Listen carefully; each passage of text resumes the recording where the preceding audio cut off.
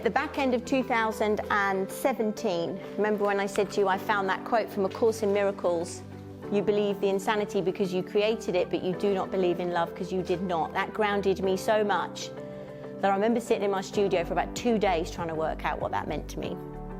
And then it came to me that we are everything and nothing. And then I thought to myself, okay, I personally believe we are a spiritual being having a human experience. The problem with our human race and the life that we know it is the opposite is believed. We believe we are physical beings and that there is something, wherever the batteries go, right? But we think that we're more physical than we are energy, which is, I can understand that. So I'm thinking, how can I explain to people we are everything and nothing?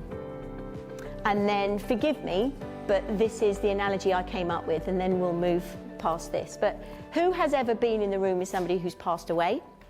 If you haven't, do you know somebody who's been in the room with somebody who's passed away, or perhaps you've seen it on telly, or perhaps you just know innately what it would be like to be in the room with somebody who's passed away? What's one of the first things you say when you see that person? They don't look like themselves. It doesn't look like them. They've gone. How can you not believe in God? Pardon? How can you not believe in God?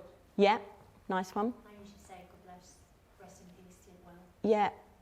Yeah, but you look at them and brilliant, perfect, wow. Okay, so something's missing. The shell is still there, but it doesn't look like them. Saw my grandparents, it's not them. It's a weird feeling. What's missing? Soul, energy. The eyes no longer shine. The eyes no longer shine. That spot. They're heartbeating. Heartbeating, yeah. Spirit. So you can see how we're calling it many things. Where does that go? But does it die away? It sort of goes out there, doesn't it? Do you think it dies away, or do you think it's just out there and it carries on? Innately, what? Pardon? You don't realise it, but when you need it most, they are there. Yeah. The spirit is there. I treat it. But their individual spirit, but the energy that we're talking about, it just kind of goes out there, doesn't it, into the ether? Yeah. We don't imagine it, or we can't foresee it dying away anywhere. But what happens to the person? Well, it just Turns to dust. Yeah, just turns to dust. It's actually a shell. It's not them. Their spirit's gone. That lives on or goes wherever. It's, cannot be created or destroyed. It just is. But the physical being turns to dust, whether it's cremated or buried, right? So we are everything and nothing. And then I thought to myself, this is brilliant, Vanessa, but how friggin' morbid. You can't go around talking about dead people all the time to prove a point. But the point is you answered your own questions. I didn't really have to tell you anything. So can you see now what I'm coming from when I say we are everything and nothing? What is that energy that beats our hearts? That when it's not there, we're not here. So I went to bed one night and I thought to myself, and I sent up my question to my angels. I said, give me something I can use. And then, flipping heck, I got out of the shower the next morning, and on my bedroom floor was the most exquisite rainbow you have ever seen. I mean, the colours of it were so vivid. Have you experienced that in any way, where the sunlight shines through glass or whatever and you get this beautiful rainbow? So you all know what I mean. And then I was like, that's it. Human Prism Principle was born. On my window ledge, I had a glass prism because I just loved triangles, power of 3. I was useless at school, but apparently my report always said, she's rubbish. She needs to try harder. She's always looking out the frigging window, but she can play the triangle very well. Saving grace. Ding! But I think it had to do with triangles, right? So there's me thinking, oh, well, okay, well, there is some hope. So anyway, I love triangles, and a dear friend had bought me a little glass prism that I put on my window ledge. And what do you think happened to create that rainbow? I looked out the window, lovely sun was shining. Happy, happy, happy, happy, happy. So let's, for the sake of this exercise, let's just say that the energy that turns the world, grows the grass and beats our hearts, that is invisible effectively, is represented, symbolised by the sun, shone through that prism, glass prism on my window ledge, to create that rainbow. As science tells us, I didn't learn an awful lot at school, sorry Dad, but I did know that in science, by refraction, that light through a dense object will create a rainbow. So we all know what we mean by that. And then I thought to myself, oh, this is interesting, but if the clouds were out that day, represented here by a LED umbrella. So the sun is still doing its thing, it's still happily shining away, turning the world, right? Growing the grass, beating our hearts, but the umbrella, aka those bullshit stories that we make up in our heads, are blocking the energy from reaching me. Oops, that doesn't make me very happy. So I've got, an empty heart here. This is a bit drastic, but I'm just teaching the extremes, right? I've got an empty heart and I don't look very happy. Oops.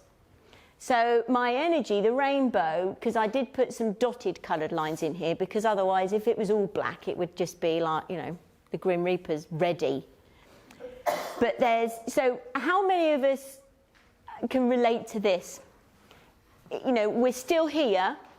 There's moments of joy, there's moments of happiness, there's moments of laughter and all the rest of it, but we've got this grey cloud that's kind of dragging us around. We can all relate to that.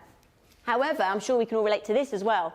Green lights all the way to work, relationships are amazing, my body feels vital, I'm sleeping well, I'm making great choices.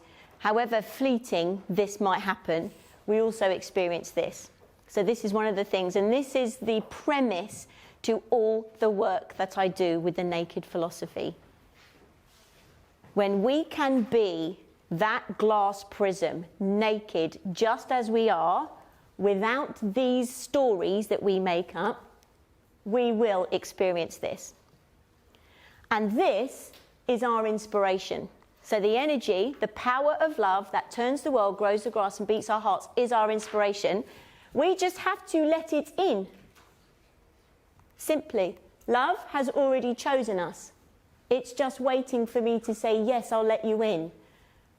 When we say, no, I'm not going to let you in, by creating these rubbish stories we believe to be true about ourselves, I'm not good enough, I can't do it, I'm this, I'm that, I'm the other, that we unconsciously repeat to ourselves over and over again, we get this experience.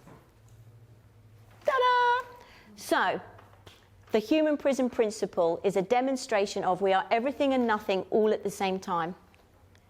This work is about helping us focus and dropping from head to heart to unravel the stories, to feel who we truly are, so we can express ourselves, our naked selves,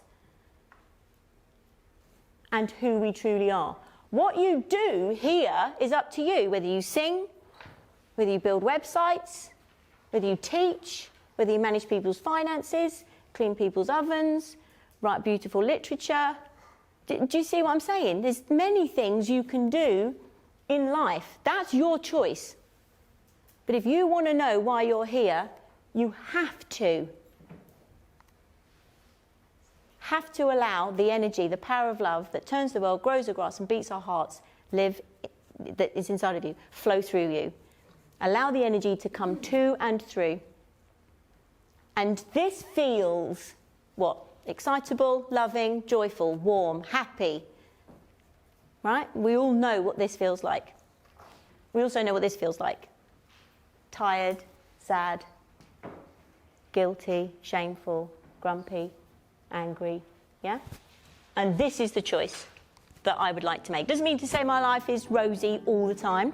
Doesn't mean to say everything is perfect. It just means that I'm being guided by the power of love and that I have a choice. And that's the choice I make. Do you want to listen to this or do you want to listen to this? And if you point to yourself, where do you point to yourself? If I said to you, point to you, I've never had anyone go,